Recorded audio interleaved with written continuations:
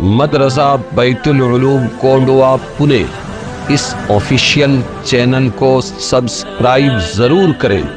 یاد رکھیے، اس سے کسی ایک شخص کو نہیں، پورے مدرسے کو فائدہ ہوگا اور آپ کو اجر عظیم ملے گا۔ اگلی آیت ہے 17-18، وَحَفِظْنَاهَا مِن كُلِّ شَيْطَانٍ رَجِيمٍ إِلَّا مَنِ اسْتَرَقَ السَّمْعَ فَأَتْبَعَهُ شِهَابٌ مُبِينٌ، اور محفوظ رکھا ہم نے اس کو ہر شیطان مردود سے۔ آسمان کو کیسے رکھا ہم نے؟ محفوظ رکھا شیطان مردود سے، مگر جو چوری سے سن بھاگا۔ تو سنا اوپر سے فرشتوں کی باتیں، یہ کرنا ہے، جا کے اپنے کو پونا میں کونڈوا کے اندر یہ کرنا ہے، اس کو مارنا ہے، اس کو زندہ کرنا ہے، سمجھ میں آیا؟ اس کو پیدا کرنا ہے۔ وہ سنا اور بھاگا، یہ بھاگتا ہے شیطان وہاں سن کے، تو اس کے پیچھے پڑا انگارہ چمکتا ہوا، شہاب انگارہ چمکتا ہوا، شہاب ثاقب۔ ان آیات میں ایک تو یہ ثابت ہوا کہ شیاطین کی رسائی آسمانوں تک نہیں ہو سکتی، ایک بات پکی معلوم ہو گئی، شیطان لوگ آسمان تک نہیں پہنچ سکتے۔ ابلیس لعین کا تخلیق آدم۔ اب سوال پیدا ہوتا ہے، اگر شیطان آسمان تک نہیں پہنچ سکتے تو حوا اور آدم کو بہکایا تھا شیطان نے، تو آسمانوں پر ہی تو ہوا، پھر آپ کہتے ہیں کہ آسمانوں تک نہیں پہنچ سکتے؟ تو حضور صلی اللہ علیہ وسلم کو نبی بنائے جانے سے پہلے کا واقعہ ہے وہ، سمجھ میں آیا؟ اور بلکہ آدم کے دنیا میں آنے سے پہلے کا واقعہ ہے وہ۔ تخلیق آدم کے وقت آسمانوں میں ہونا اور آدم و حوا کو دھوکے میں مبتلا کرنا، یہ سب آدم کے زمین پر نزول سے پہلے کے واقعات ہیں۔ اس وقت تک جنات شیاطین کا داخلہ آسمانوں میں ممنوع نہیں تھا۔ آدم علیہ السلام کے نازل ہونے اور اخراج شیطان کے بعد سے یہ داخلہ ممنوع ہوا۔ پھر بھی ایک چیز چالو تھی، جانا سننا، اور یہ جو جیوتشی ہوتے ہیں نا، ان کو دکھ دکھ پھک پھک ایسا سناتے رہنا، تو دکھ دکھ پھک پھک کے کئی معنی نکال دیتے ہیں، اور پھر اس میں سے ایک آدھا صحیح ہوتا ہے تو لوگ بولتے ہیں کہ ہاں بھوشیہ وانی صحیح ہو گئی۔ کیا ہو گئی؟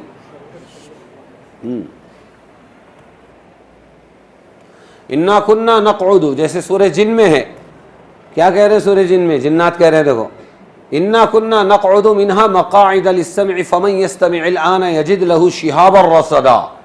ہم تو بیٹھا کرتے تھے، سورہ جن حضور نے پڑھی اور انہوں نے آپ کے پیچھے نماز پڑھی، اور آ کے انہوں نے اپنی قوم کو دعوت دی مسلمان بن کے۔ جنات نے جنات کو قل اوحی الی انہ استمع نفر من الجن فقالوا انا سمعنا قرآنا عجبا یہدی الی الرشد فآمنا به ولن نشرک بربنا احدا وانہ تعالی جد ربنا ما اتخذ صاحبۃ ولا ولدا وانہ کان یقول سفیہنا علی اللہ شططا وَأَنَّا ظَنَنَّا أَن لَّن تَقُولَ الْإِنسُ وَالْجِنُّ عَلَى اللَّهِ كَذِبًا۔ اس میں ایک آیت ہے وَأَنَّا كُنَّا نَقْعُدُ مِنْهَا، ہم لوگ بیٹھا کرتے تھے آسمان میں مقاعدہ، اپنی سیٹوں پر، جگہوں پر، لِلسَّمْعِ سننے کے واسطے، فَمَن يَسْتَمِعِ الْآنَ، لیکن اب جو کوئی جا کے سننے کی کوشش کرے گا، یجد لہو، پائے گا اپنے لیے، شہاب الرصدا، ایک انگارہ جو اس کو پھینک کر مارا جائے گا۔ بند ہو گیا، سمجھ میں آیا؟ چوروں کی طرح آسمانی فضا میں جہاں بادل ہوتے تھے، چھپ کر یہ لوگ بیٹھ جاتے اور سن لیا کرتے تھے، لیکن قبل بعثت نبی تھا یہ، جنات شیاطین کا داخلہ آسمانوں میں ممنوع ہی تھا، مگر فضائے آسمانی تک پہنچ کر چوری سے کچھ لیا کرتے۔ آسمان میں نہیں جا سکتے تھے آدم کے بعد سے، لیکن فضائے آسمانی جو آسمان کے نزدیک ہے، بادل وغیرہ، وہاں چوری چھپے سن لیتے تھے۔ بعثت نبوی کے بعد حفاظت وحی کا یہ مزید سامان ہوا کہ شیاطین کو اس چوری سے بھی بذریعہ شہاب ثاقب روک دیا گیا۔ سمجھ میں آیا؟ اب بادلوں میں بھی جا کر یہ نہیں سن سکتے۔ رہا یہ سوال کہ آسمانوں کے اندر فرشتوں کی گفتگو کو آسمانوں سے باہر شیاطین کس طرح سن سکتے تھے، تو یہ کوئی ناممکن چیز نہیں، بہت ممکن ہے کہ اجرام سماویہ، آسمان کا جو جسم ہے اس کو بولتے ہیں جرم اجرام، سماعت اصوات سے مانع نہ ہو سکتا ہے، اس کی ڈیزائن ایسی ہو، کس کی؟ آسمان کی ڈیزائن ایسی ہو کہ اوپر کی باتیں لیک ہو کر نیچے آتی ہو۔ نہیں سمجھ میں آیا تو کونڈوا کے نئے زمانے کے C4X کی بنی ہوئی دیواریں سن لو، بازو کی آوازیں ادھر آ جاتی ہے. پہلے کی دیواریں اتنی مضبوط ہوتی تھی کہ ادھر کی بات ادھر نہیں آتی تھی. ابھی جو نئی ڈیزائن ہے ہلکی ہلکی اینٹیں ہیں اور پتلی پتلی دیواریں ہیں تو اس سے ادھر کا ادھر سنائی دیتا ہے. بات سمجھے کہ نہیں سمجھے؟ پہلے کے بارے میں کہتے دیواروں کو کان ہوتے ہیں, ابھی تو کان کو دیوار بنا دیا گیا. تو ایسا ہی آسمان ہو کہ اوپر فرشتے بات کر رہے ہیں اور اس میں سے کچھ چھن چھن کر بات نیچے آ رہی ہے اور یہ لوگ سن رہے ہو. تو اس طرح لکھ بھی ہو جاتی تھی, بعد میں ہو سکتا ہے اس کا ڈیزائن نیا بنا دیا گیا ہو, یہ بھی ایک امکان ہے.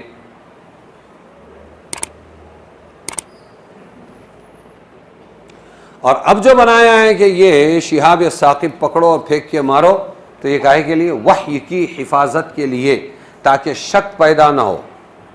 تو ایک شک تو وہاں سے دور کیا کہ شیاطین نہیں سن سکتے, ورنہ شک ہوتا تھا کہ ارے یہ کوئی شیطانی روایت تو نہیں ہے. سمجھ میں آیا کہ نہیں؟ اور دوسرا بندوبست یہ کیا کہ یہاں 6 لاکھ حدیث امام بخاری جیسا آدمی 16 سال کی عمر میں یاد کرتا ہے, اس میں سے لاکھوں من گھڑت حدیثیں نکال دیتا ہے اور لاکھوں صحیح حدیثیں ایک طرف جمع کرتا ہے. پھر اس میں سے بھی مکھن دودھ چھانتے چھانتے پکی سے پکی تر حدیثیں نکال کے صرف 4000 حدیثیں 2 موٹی کتابوں کے اندر جمع کر کے امت کو دیتا ہے. بے دھڑک اس پہ عمل کرو اور جنت میں جاؤ, شک مت کرو. تو 2 بندوبست کیے اللہ تعالیٰ. اچھا, علامہ آلوسی نے روح البیان میں توجیہ بیان نقل کیا ہے کہ امام حدیث زہری سے کسی نے دریافت کیا کیا رسول کریم صلی اللہ علیہ وسلم کے مبعوث ہونے سے پہلے بھی ستارے ٹوٹتے تھے؟ فرمایا ہاں. اس پر انہوں نے سورہ جن کی مذکورہ آیت پیش کی. شہاب ثاقب تو پہلے بھی تھے, مگر بعثت نبوی کے بعد جب شیاطین پر تشدد کیا گیا تو ان سے شیاطین کے دفع کرنے کا شہاب ثاقب سے کام لیا گیا, ورنہ ستارے پہلے بھی ٹوٹتے تھے. اور بعض فلاسفہ یہ کہتے ہیں, فلسفی لوگ وہ یہ کہتے ہیں کہ نہیں, یہ ستارہ نہیں ہوتا جو ٹوٹتا ہے, بلکہ یہ زمین سے کچھ بھاپ جاتی ہے اور وہ بھاپ جلا کر نیچے پھینک دی جاتی ہے, اسپارک ہوتا ہے. یہ بھی ممکن ہے, کوئی غلط بات نہیں ہے.